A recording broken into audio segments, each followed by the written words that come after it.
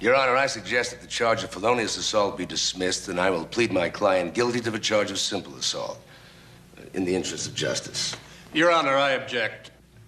Well, then, in the interest of justice, Mr. Petrocelli, might I suggest that you set the sentence here? Your Honor is asking me to sentence my own client? That's right.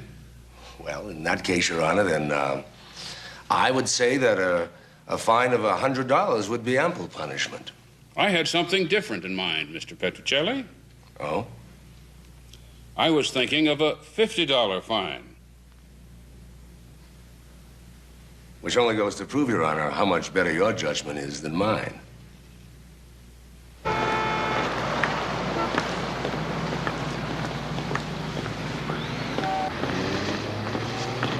What are you doing here? Is this important? Sure is. You're going to have lunch all by your lonesome, Mrs. Petrocelli. So are you, Mr. Petrocelli. Uh-oh, I'll see you later. See you.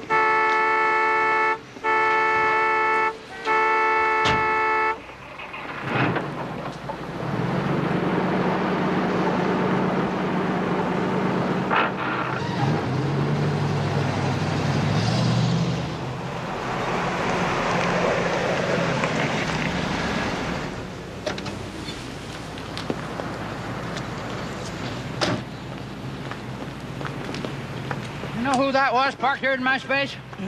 Huh.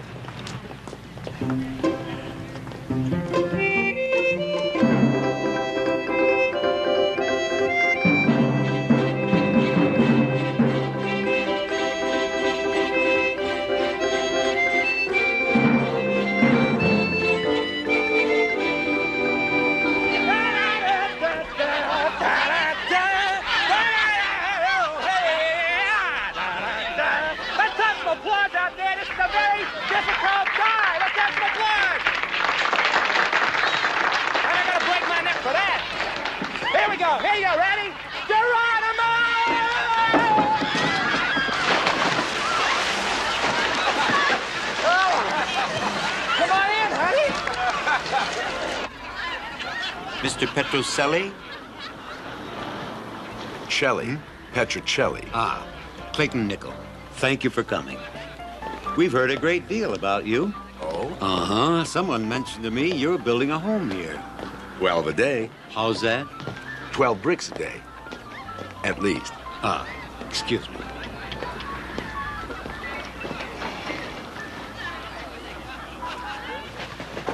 Deputy Sheriff? It's Mrs. Hannigan. There's a warrant out for her arrest. They're waiting for someone to bring it over now. Murder.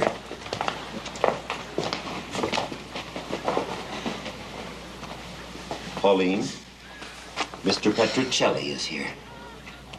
Mr. Petrocelli is a lawyer. But you're my lawyer, Clay. I'm also your friend, Pauline. Remember? We discussed this. Have the police questioned you, Mrs. Hannigan? Yes. Who? Arnbrecht? I want it exactly as you told it to Sheriff Arnbrecht, plus. Plus what? Plus what you didn't tell him.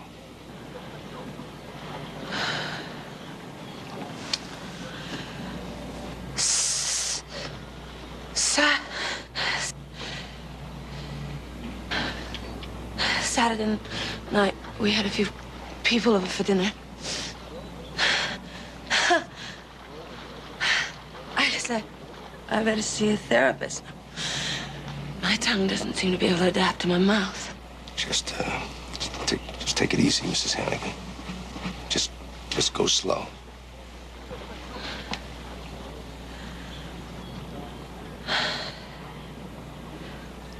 Well, we were having dinner at home.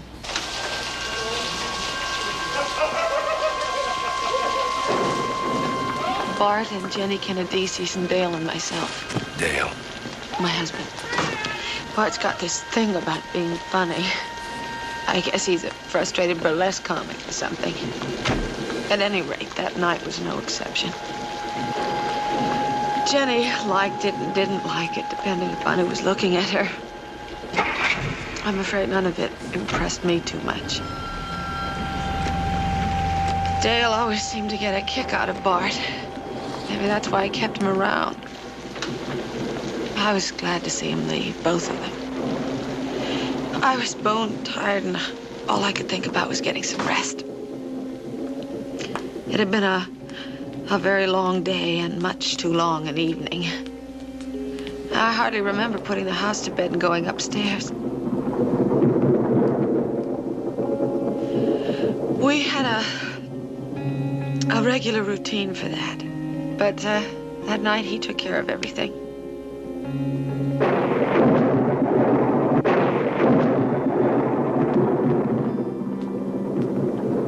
By the time he'd finished with the lights and the whatnot, I was practically stumbling into bed. I'd taken a sleeping pill. I didn't want the storm to bother me. And I was already half asleep when my head hit the pillow.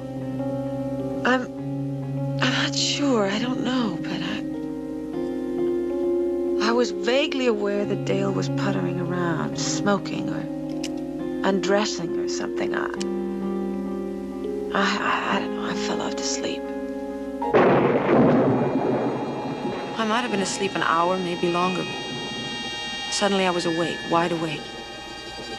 I heard Dale talking. He was talking to another man and a woman. I didn't recognize their voices. I had a vague feeling something was wrong.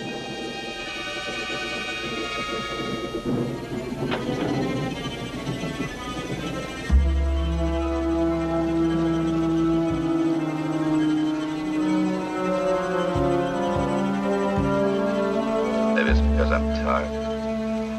It didn't look right. It looked wrong, terribly wrong. The windows were wide open and the damn wind and rain was coming in. I was trying to... First I said to myself, someone had a party and didn't invite me. But that wasn't right either. I could feel all the wrong things had just happened somehow. Just ended. Just quit a moment, a few seconds before I came in. Awful things.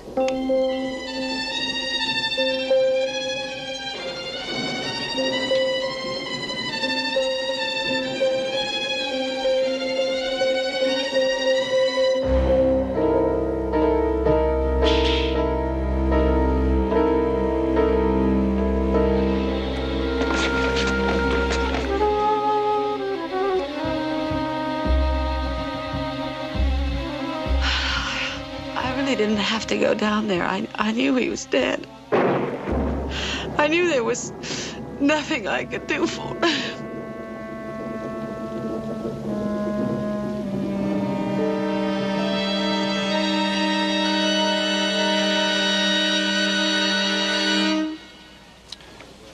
Is that where you fell?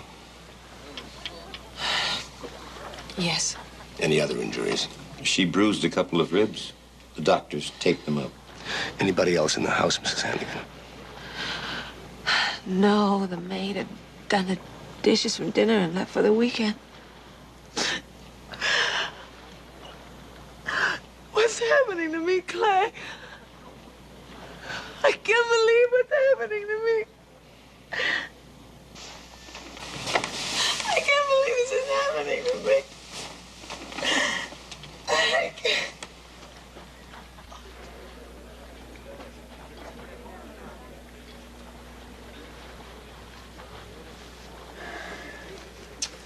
I'm afraid that tax and corporate work hardly fit any of us at Letterman, Yates, and Nickel for this kind of thing.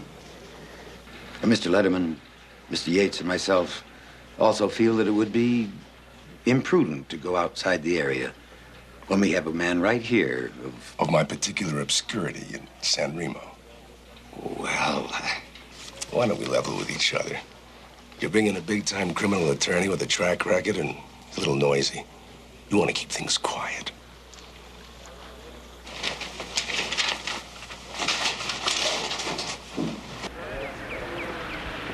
You must understand that Dale Hannigan was a long-standing client. The interests are absolutely parallel as concerns Mrs. Hannigan.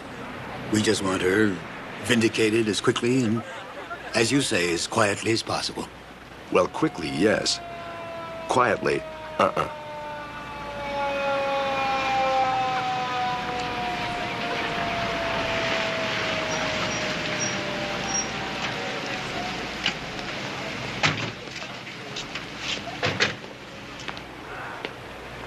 I think we better file a petition for access to that house right away. Well, then I take it I can tell Mr. Letterman and Mr. Yates that you're with us? We wouldn't want to disappoint your law partners, would we?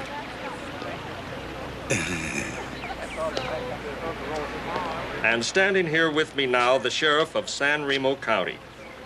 Questioning of witnesses led us to believe that...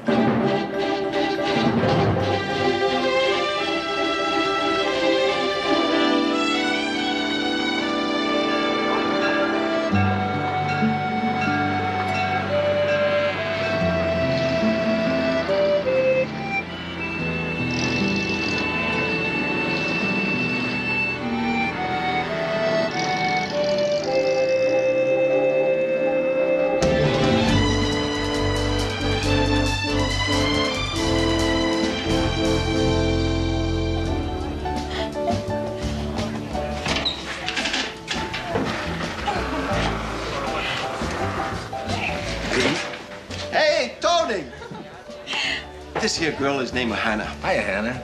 You owe me $50. Hey, look, Pete, I'm gonna have to owe you a couple $100 more. Look, I want you to do me a favor. I want you to get over to Dutch Onbrecht's office, get me a copy of his report in the Hannigan case. Now, if they give you any flack, tell them to check it out with Letterman, Yates, and Nickel, huh? Bye, Hannah.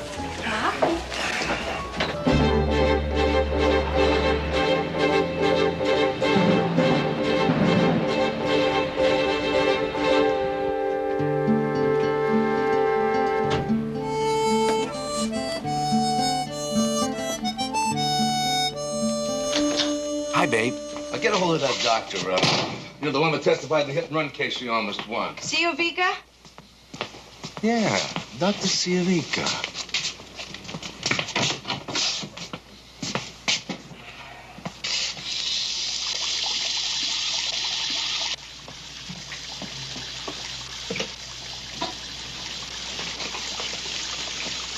Dr. Ciavica. Hmm?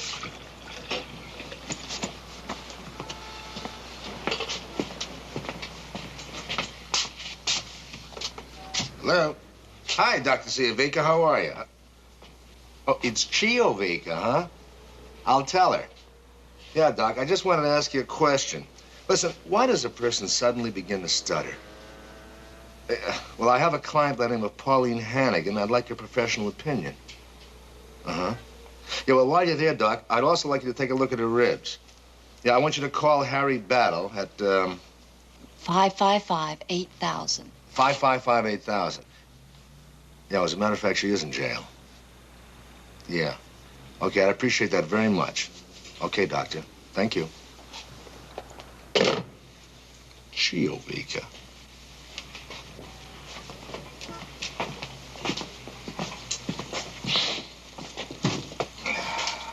I'm pregnant.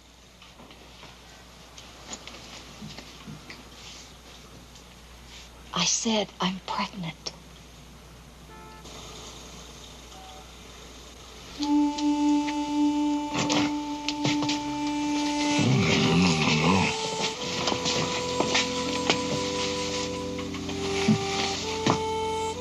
We're pregnant.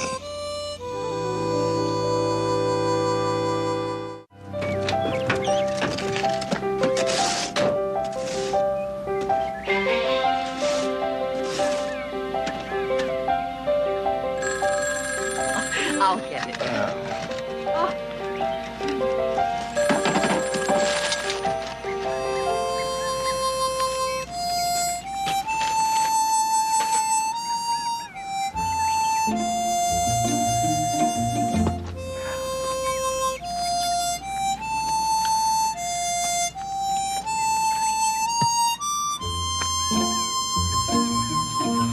That was Dr. Ciavica on the phone. Yeah, what'd he say? Well, he says trauma is trauma, and if she only stutters a little bit, she's lucky. but it was just a temporary condition. What about her ribs? Well, he said what she said sounded reasonable. What's that? A nursery.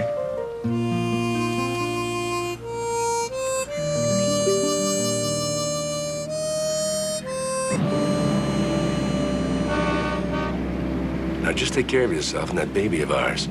And make sure you're at the doctor's on time. Okay. Drive carefully, will you, baby? We'll see you later.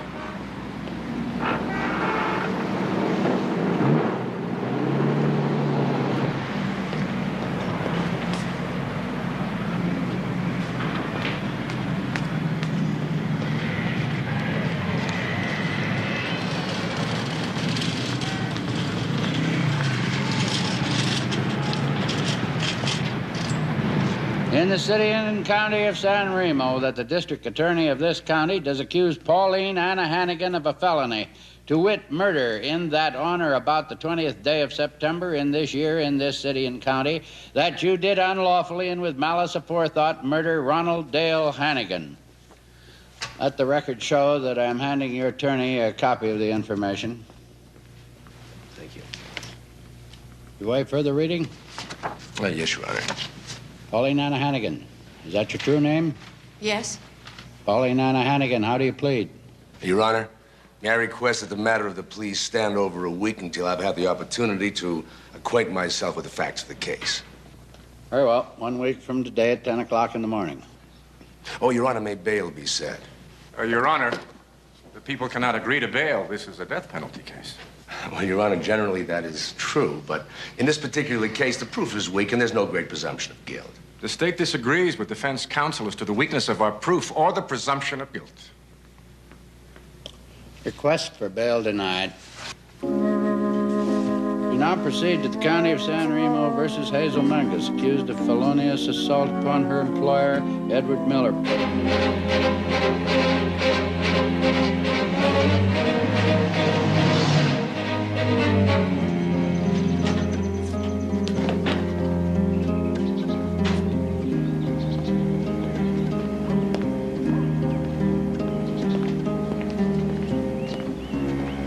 What do you want, Petrocelli? It's Celli, Dutch. Justice for my client. What does he want? He's my investigator. How's things in the police department these days? A lot better since you left. Already investigated. Well, let me put it to you this way, Dutch. You see, I got one mother and 5 sisters, and I never learned much about a woman until I married my wife. Where'd you learn your bricklaying? From my father. He was a bricklayer. How you doing, Doc? Fine and dandy. I heard that we were going to be blessed with your company on this case, Mr. Petrocelli. It puzzled me. Well, why is that? Just puzzled me. What the hell's a hungry Italian from New York doing practicing law out here? Cambridge, Dutch. Mr. Petrocelli's a Harvard man. Am I right? Yeah, you're both right. Is she locked? She sure is. Off limits, Petrocelli. Don't tell that to Judge Ambrose. You didn't really give him much of an answer. He really didn't give me much of a question. True. Nevertheless, Dutch and I were born and raised here. And you know as well as I do that it's the warm sunshine, the warm climate, and the warm people.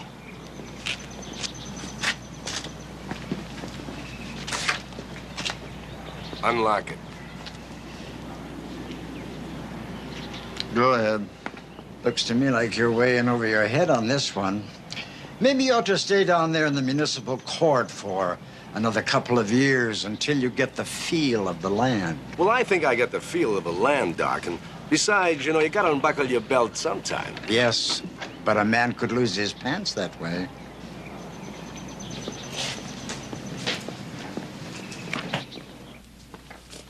Okay, Pete. So the Hannigans say goodnight to the Kennedy's. Close the door, lock it, turn out the lights, go upstairs. Now, according to this report, the bedroom is the second door. There's one. Here we are over here. Now, she goes in the door. He goes on to the study. and he turns out the light. And then he goes back to bedroom, they get undressed, and they go to bed? No. She got undressed. Remember, when they found the body, Hannigan was wearing the same clothes he had on at dinner. Well, it sure locks from the inside. Take a look at that. Well, here, Hannigan's maid, Maria de Sabaca, checked the door and said it was in perfect shape before she left the house on Saturday night. That sure looks like somebody tried to kick it in. The big toe in Hannigan's right foot was broken. There's something else. Yeah, well, tell me. Hannigan and Canadesi's had a golf game that day. Canadesi's lost and Hannigan won $1,200. But the money wasn't on the body when Dutch and the boys got to the scene. Robbery? No, there's no evidence or proof that anyone was invited there, dropped in, and broke in. Conclusion. Whoever clobbered them was already in the house. Mrs. Hannigan. The DA's got some case, Tony. Mr. Lalovich. All Martinez has got is a body and a theory how that body got dead. Oh, Mr. Lalovich? Yeah, look, I've given this matter considerable thought. I don't think you have much of a case. Take the nail and the salami back to the delicatessen and ask him to give you a new salami without a nail in it. Don't mention it.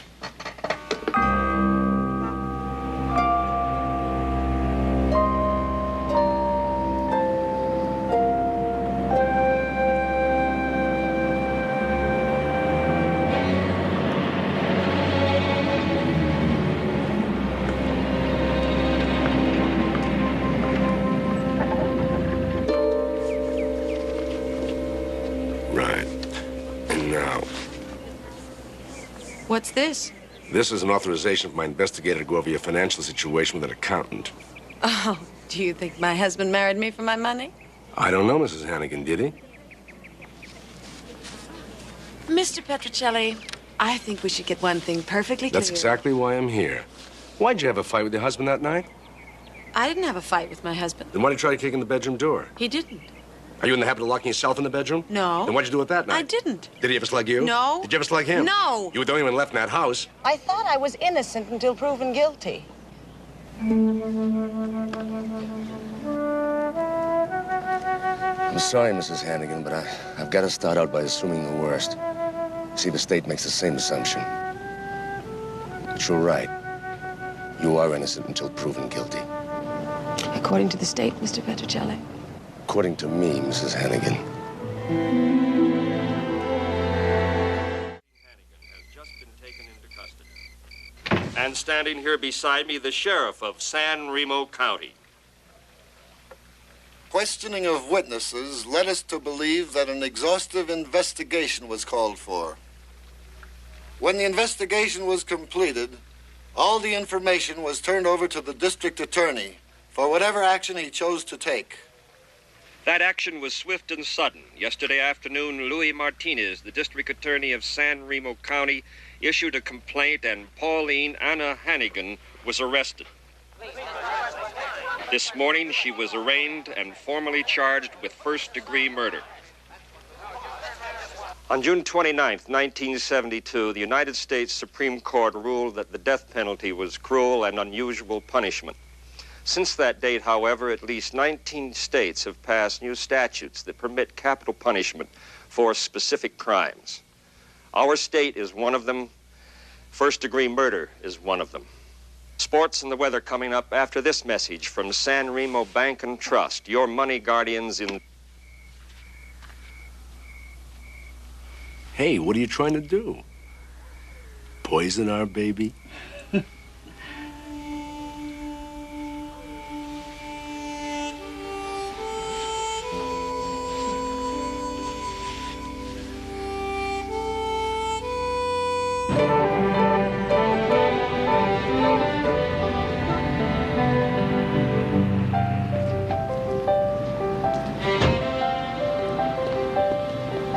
Have I get everything?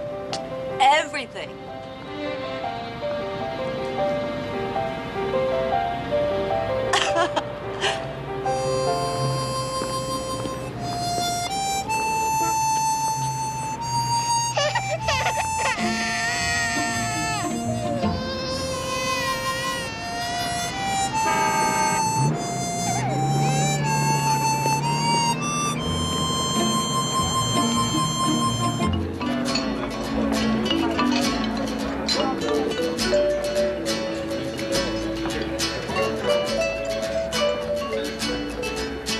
$14.95. Want to skip the preliminary, Tony?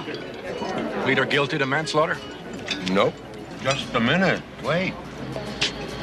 What sentence? Be up to the court. What would be your recommendation?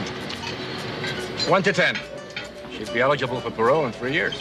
And you'd give your word, informally, of course, that that's what she'd get. Well, you do that, Louise. I'll have you up in charges so fast you won't have time to peel that enchilada. Okay, wise guy. You read the lab analysis, same as I did. Hannigan had several drinks before dinner, several after. And contrary to popular practice, liquor does not make the aggressive lover as attractive as he feels himself to be. Don't. Don't. I'm tired. I'm tired. Practically a national anthem from coast to coast across the face of the land.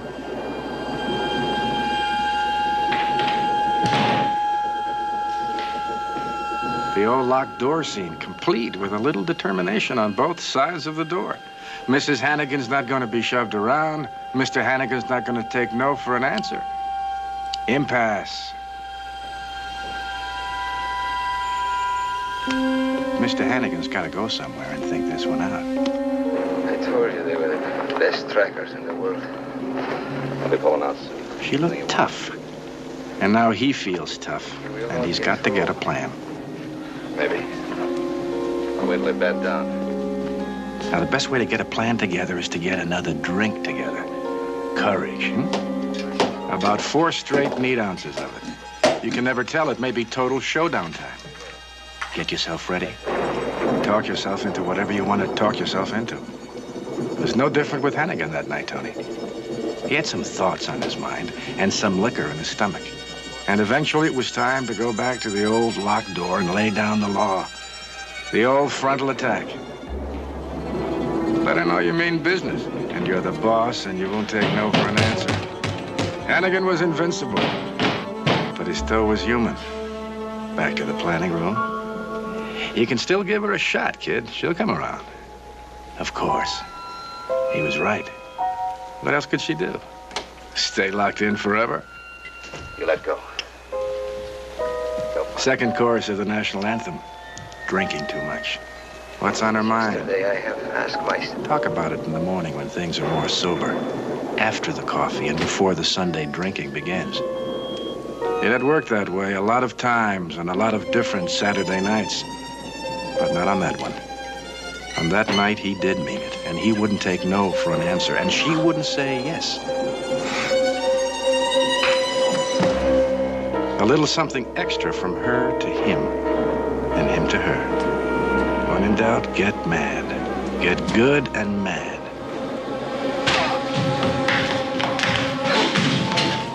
That's what she did, Tony. She got as mad as she could get. If you think she can tell any better and you want to take her to trial, go ahead. I'll be glad to accommodate you, amigo.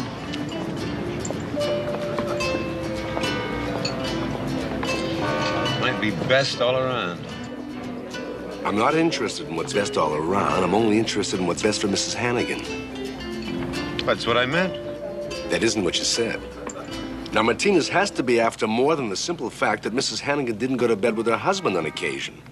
I mean, he knows that if a guy doesn't sleep with his wife, he sleeps with somebody else's wife. Is that the truth? Or just plain somebody else. Oh.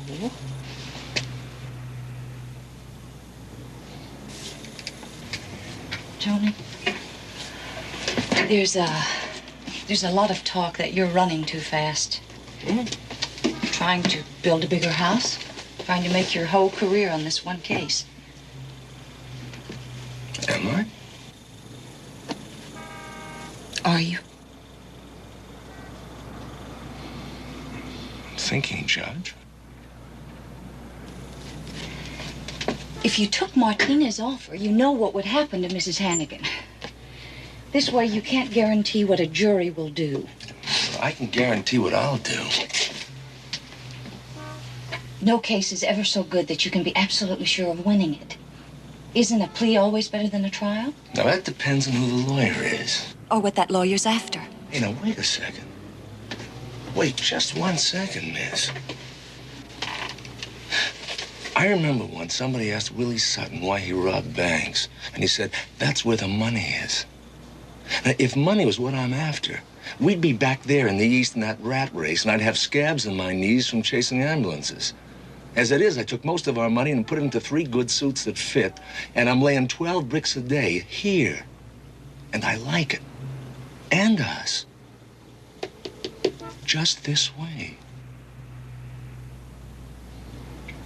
Okay? Case dismissed.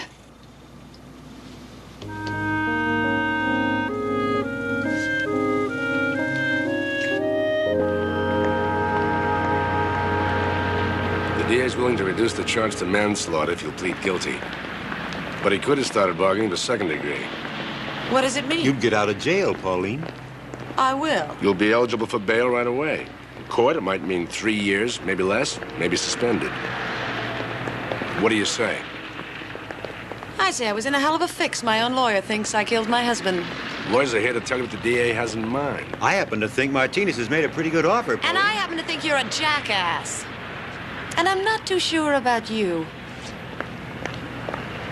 Ladies and gentlemen, you have been chosen to serve as the jury in the case of the People versus Pauline Anna Hannigan. She has been charged with committing murder on the night of September 20th of this year, causing the death of her husband, Ronald Dale Hannigan.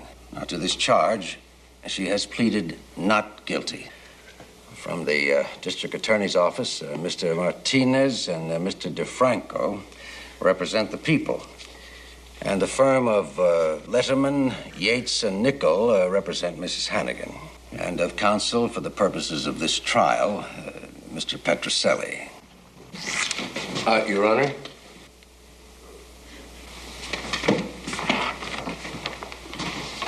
That's Celli. Petrocelli.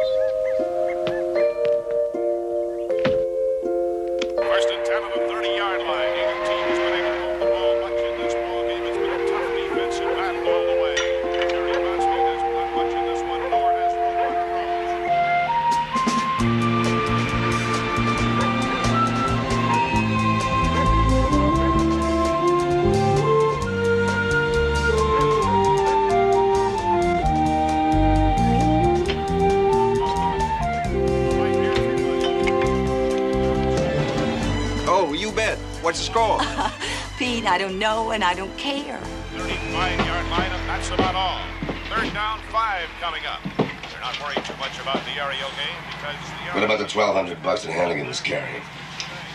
Well, I got an idea that some swifty ambulance driver or morgue attendant got themselves a new car. And into the clear, it's Rotsky, breaking for 10 for 15. I thought that guy was supposed to be a bum. Some bum. He averaged 5 yards a carry last year. Bum. What about the phone calls from the Hannigan's house that night? Phone calls to the Kennedy's home. That'd be Mrs. Kennedy's checking the babysitter. Mm-hmm. Thelma Latimer? Kennedy's maid, never heard of her. One of the Hannigans had to make that call. What about the San Remo Times? Kennedy's and Hannigan got into beef about baseball statistics, and they called it time to settle it. Empire House Restaurant. Hannigan's, they tried to make a dinner reservation, no dice. That's why they cooked at home that night. Okay. Let's get back to that, Thelma Latimer. Did you talk to her? No, she's out of town right now. She'll be back tomorrow. But there's no time. The half is over. We'll have halftime band entertainment coming up. Hey, what'd you do? Who? Thelma Latimer. Oh, she's an airline stew.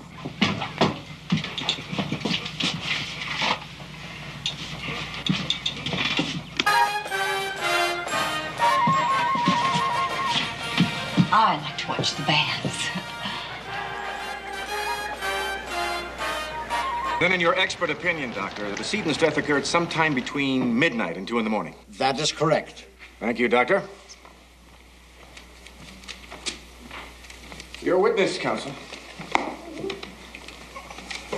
Doctor, your opinion in relation to time of death, as I understand it, is based on skin coloring, body temperature, advance of post-mortem, rigor, lividity, etc. And the stomach contents. The stomach contents? Well, the decedent finished dinner about 10:30 p.m., so it was possible that he could... Are you testifying from your personal knowledge that you know the decedent finished dinner at approximately 10:30 p.m.? No. In the police report, the maid said... The maid hasn't testified as yet. I move to strike the previous answer as hearsay. Your Honor, if the court please, I'd be more inclined to accept the testimony if the basis were properly shown.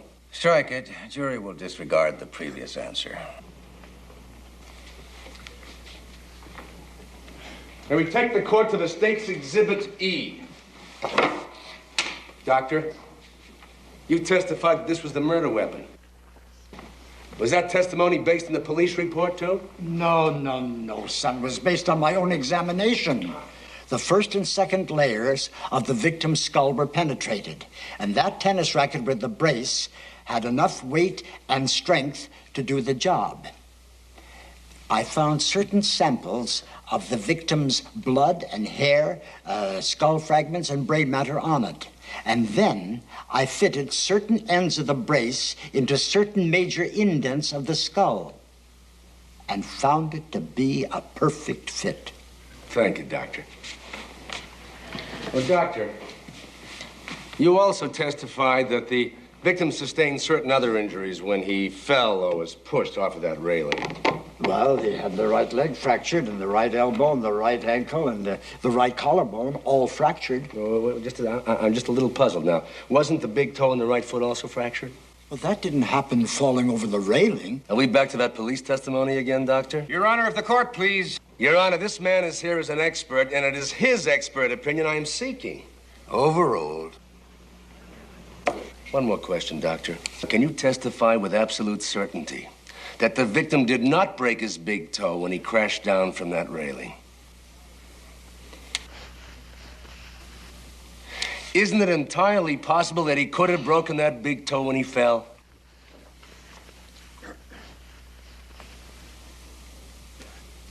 Answer the question.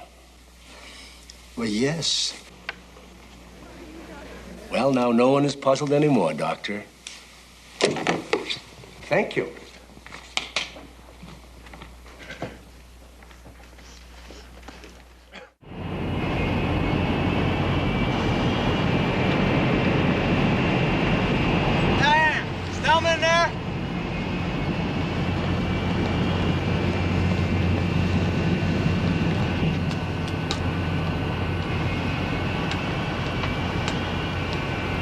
Miss Latimer? Yes? Yes, Mr. Matusky said you might spare us a moment. Police? No. He is. Was. I don't need an attorney. Well, I don't need a client either, but I have one that needs a little help. Mrs. Hannigan. You're the one who's been asking around about me. Yeah. That's not very nice. I might have to do something about that. What? The district attorney gave me the subpoena and told me not to talk to you.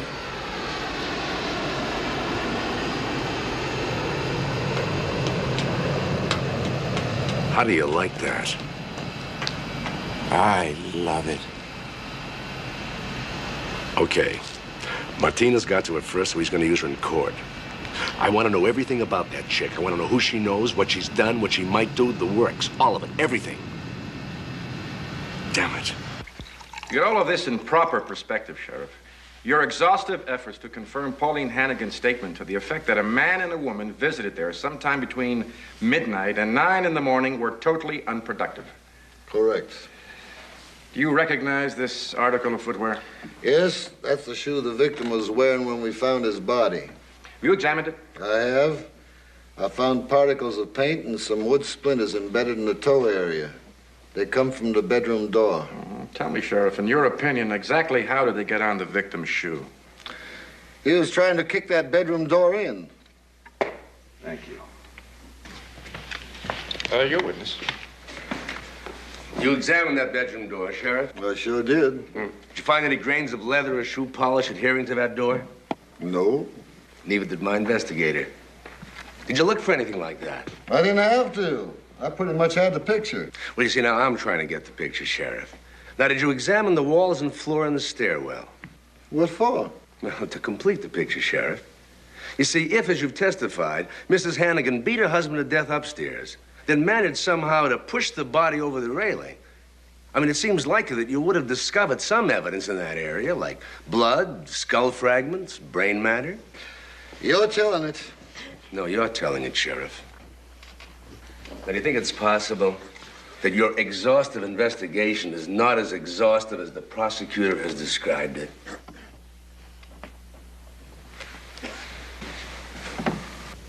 Italian made.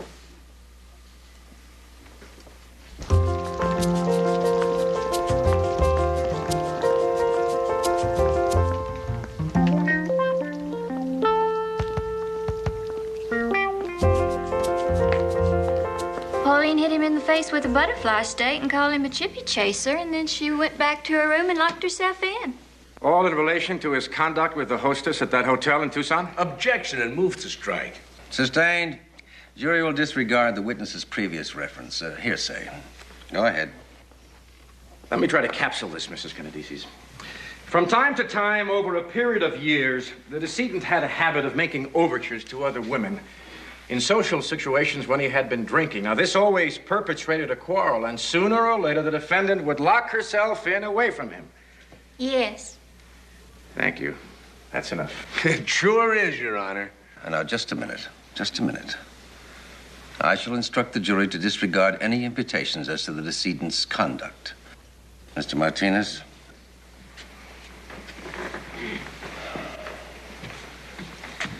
Now, you should know better, Mr. Martinez. And while we're at it, this whole line of testimony contains an element of hearsay, both in direct and cross. Now, since this is a murder trial, I shall allow some leniency in that area. But I may entertain motions to strike from both the defense and the people. You understand? Yes, Your Honor. Your witness. Mrs. Canadices? That's a Greek name, isn't it? Yes. It's beautiful. I have a particular affinity for ethnic names, as I have one myself. Mr. Petrocelli, get on with it. We're back to that night in Tucson now with that mustard steak. Butterfly steak. I stand corrected. Butterfly steak. Now, she let him have it. Now, what happened immediately after that? She left the table, went to her room, locked the door, and that was that. No. What about Mr. Hannigan? What did he do? Dale? Oh, he came and slept on the couch in our suite. Now, Mr. Hannigan employed Mr. Canadices in his construction company, didn't he? Yes. Did Mr. Hannigan make a pass at you that night? No. I'm glad to hear that.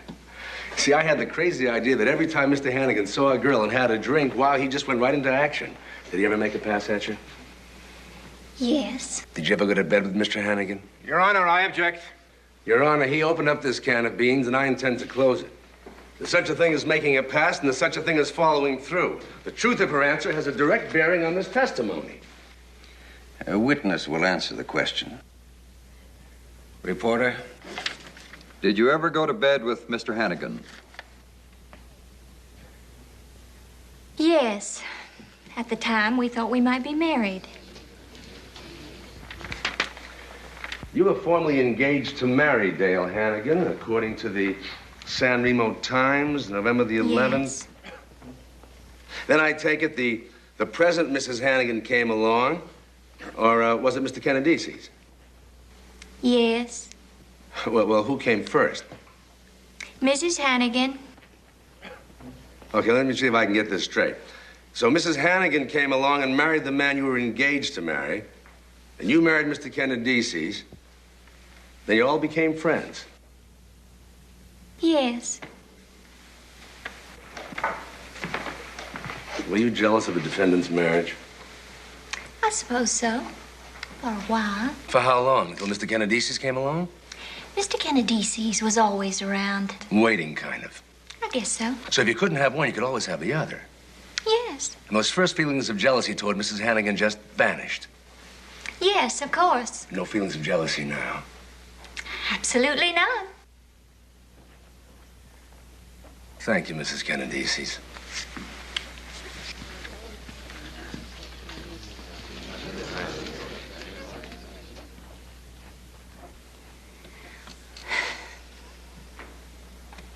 We have not asked the defendant to take the stand because the district attorney's... No. Change that to prosecutor. Because the prosecutor's witnesses have already presented our case, which is simply that the state does not have a case.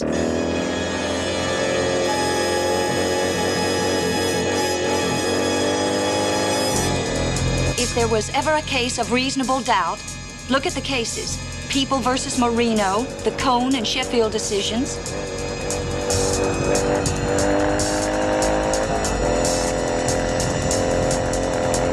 Are you racing him? Of course not.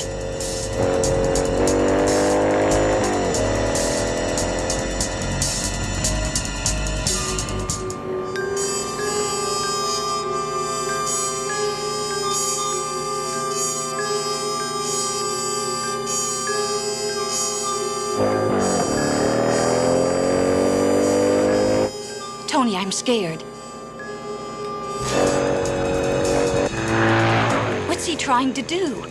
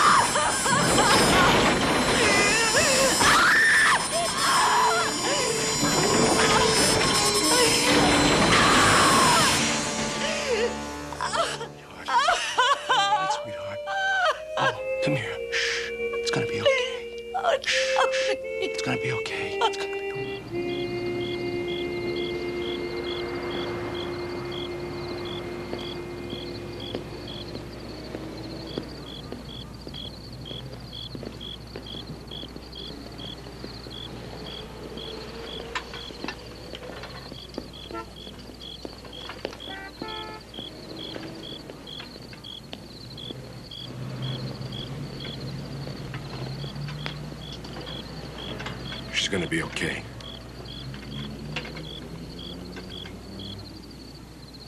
We lost our baby. I'm sorry, Tony.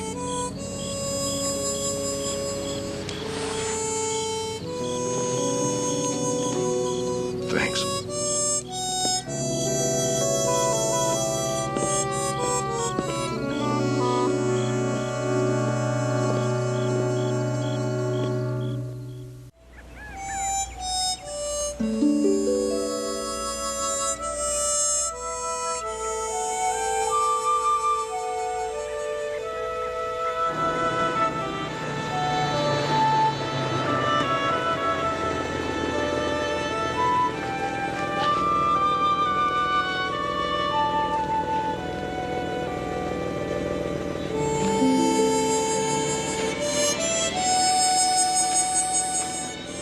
something, Pete? I'm gonna build that room anyway.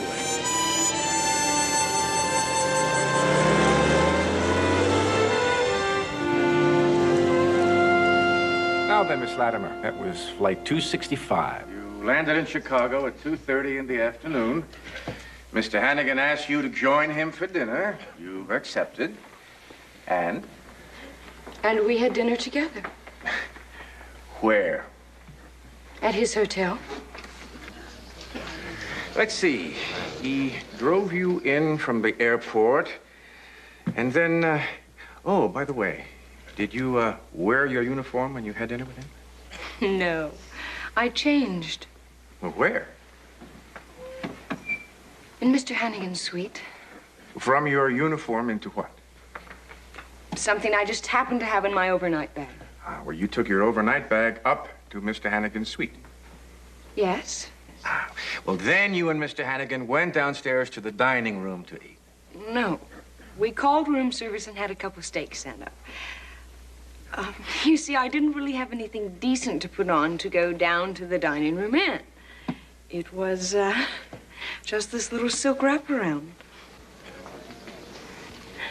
You testified you were based in Chicago, share an apartment there with 2 other girls.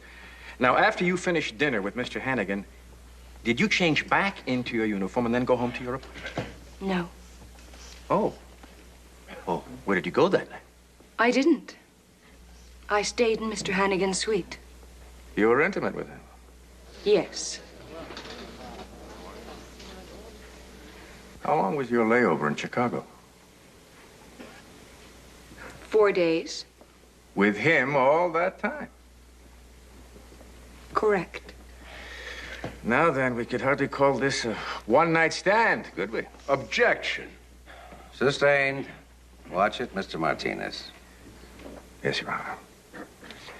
Now then, Miss Latimer, when did you learn that Mr. Hannigan had a wife here in town? Was that the first day, second day, third day, fourth day? The last day when I had to go back to work. Did that knowledge disturb you? I mean, didn't you feel you had been taken advantage of? No. Dale had talked seriously about getting a divorce. He wanted to marry me. Objection. Irrelevant. Hardly irrelevant, Your Honor. Since I am trying to establish that the decedent's association with this young lady was not a mere fling, but the beginning of a serious alteration in both of their lives. All right. Let's see where we go, Mr. Martinez. Now then, Miss Latimer, did you discuss this matter of marriage again? Yes, we did.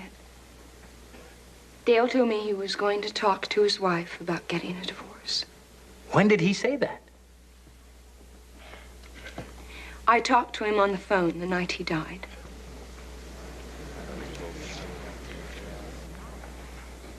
The night he died. Thank you.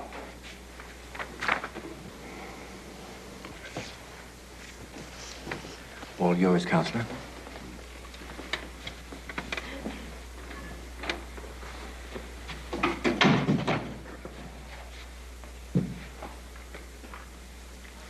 Your Honor, if the court please, the defense requests a 10-minute recess.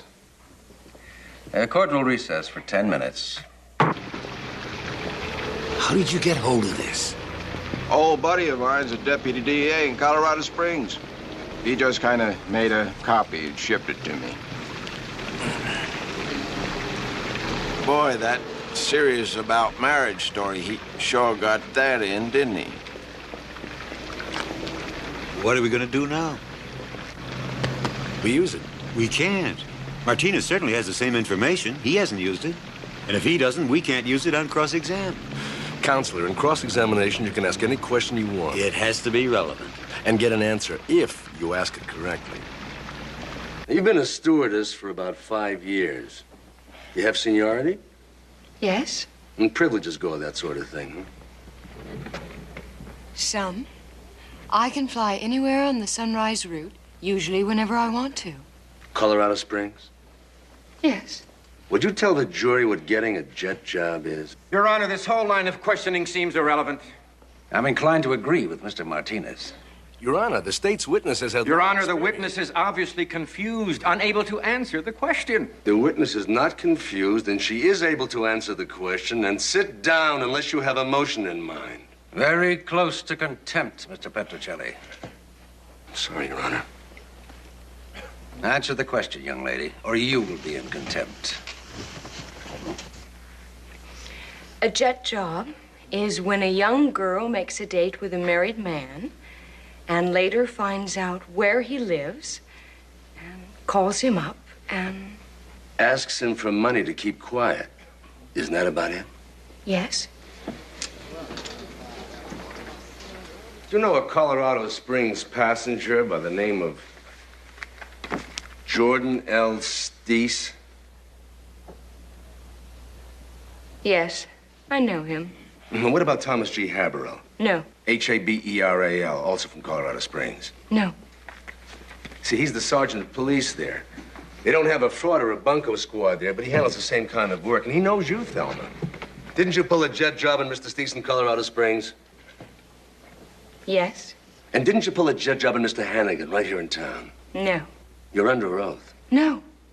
I never took a dime from him. Are you aware of the penalty for perjury in this state? The court will advise the witness on matters of law, Mr. Petrocelli. Have you any further questions?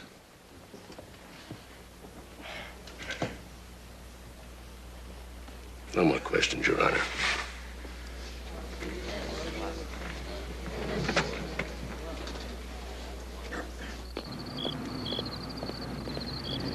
Mr. Martinez, just one question, sir. This airline stewardess, Thelma Latimer, it's pretty damaging to the defense as far as establishing motive goes, isn't she? No comment, Clete. Thelma Latimer, ladies and gentlemen, that's her. The state... Did Mrs. Hannigan know about her? No, she says not. I'd kill you if I heard about you with a woman like that. Well, Martinez got that over today without saying it.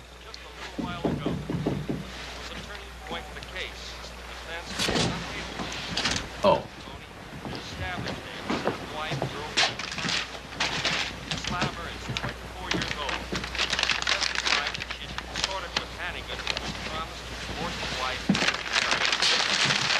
Tomorrow, the state is expected to arrest its case. There is speculation, close speculation. The defense will place Pauline Hannigan on the witness stand.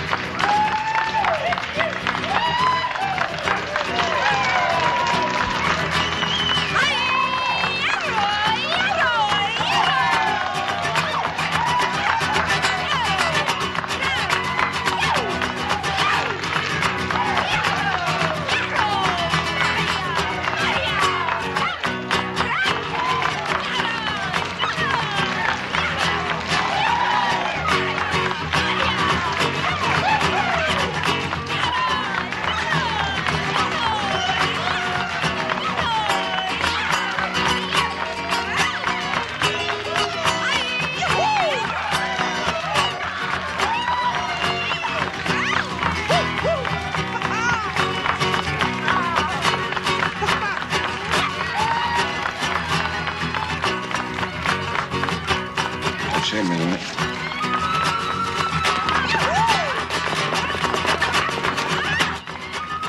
D.D. Franklin, he did 6 months in Colorado Springs, felonious assault on Jordan L. Steese.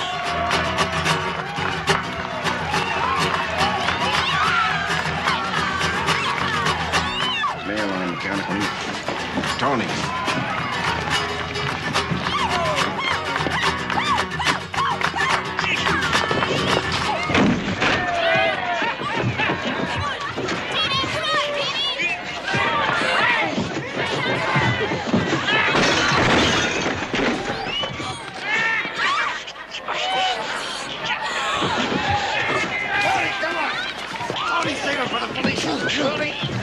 It's a better way to do it. Tony!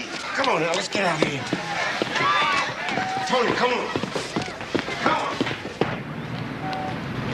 on.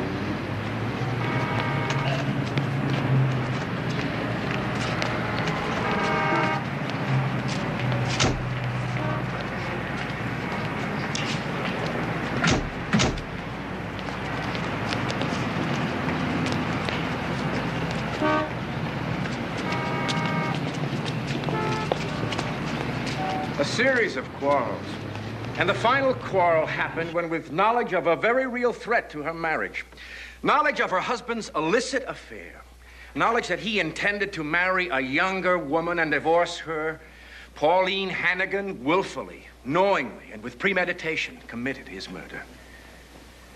Thank you.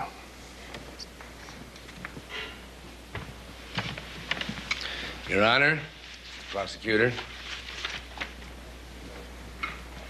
ladies and gentlemen, I want you all to kind of sit back, take it easy, and relax, because I'm going to tell you a story. Once upon a time, there was a little dinner party, an impromptu affair that ended around midnight. The people who had given the dinner said goodnight to their guests. Pauline and Dale Hannigan said goodnight several different ways, several different times that night. But finally, the guests left, and the doors closed, the lights were out, and Pauline and Dale Hannigan were alone together in their house, and their home. And neither one of them knew that another kind of party was about to begin.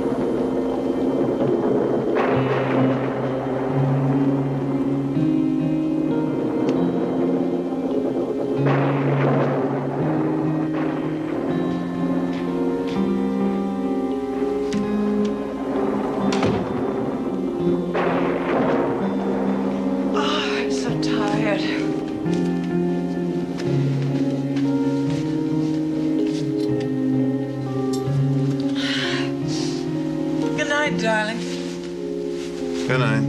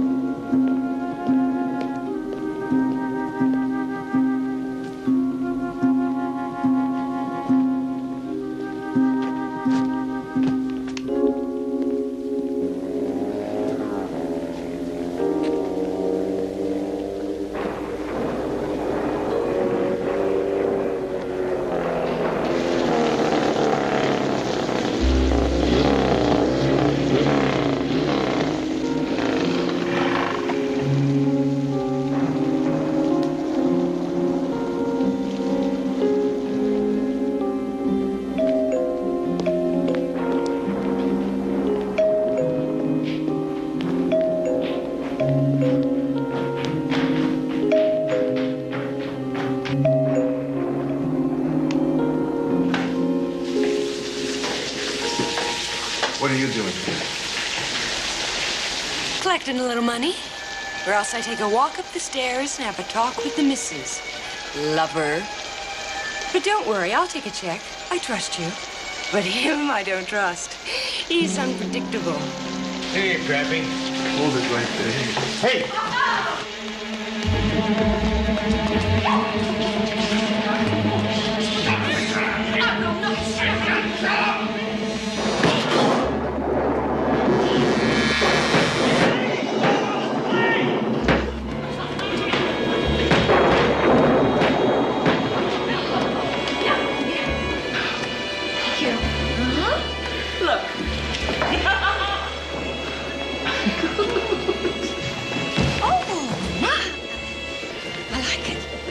On the horses.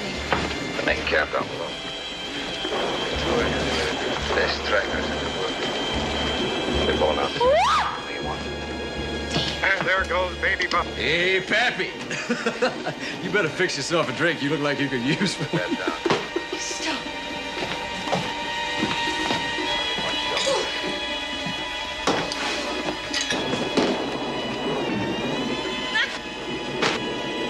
$1,200.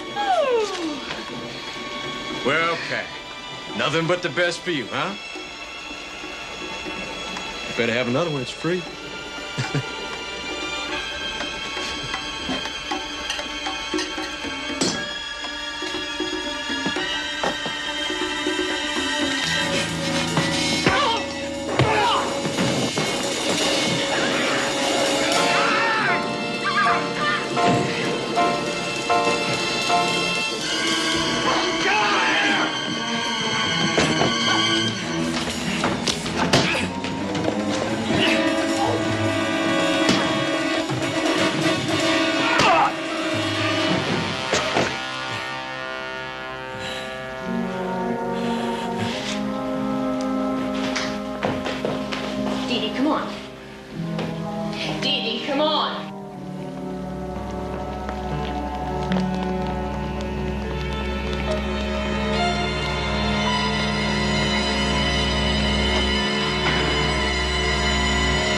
Now, is there one bit of evidence to indicate that that is not what happened? The exact same evidence the state has used against Pauline Hannigan was contained in the version I've just given you. It is now up to each of you to decide whether you are convinced, beyond a reasonable doubt and a moral certainty, whether Pauline Hannigan murdered her husband. Now, if you are convinced beyond a reasonable doubt, then you must return the harsh verdict the prosecutor has asked for. But if you are not, you must allow the defendant to walk out of this courtroom the way she entered, innocent. That is our law. I beg you now to employ it with wisdom and respect.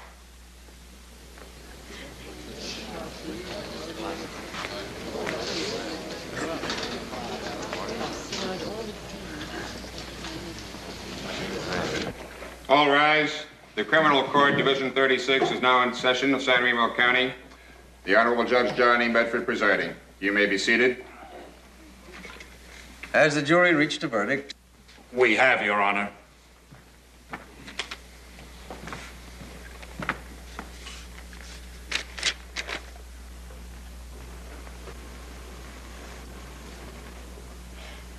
We find the defendant, Pauline Anna Hannigan, not guilty. Case dismissed.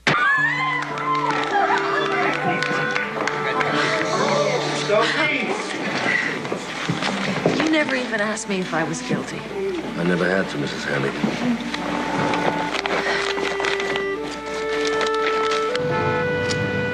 Well, Pete, we did it. Hey, Tony. This is a wild and woolly country, my friend. Everybody wants to take on the top gun. You're a marked man now. Good job. You too, Pete. You too, amigo. Gracias. Say, I think there's somebody you might want to pick up. Dee Franklin? Already got him in custody. Oh? What about that nice lady, Thelma Latimer? Her too.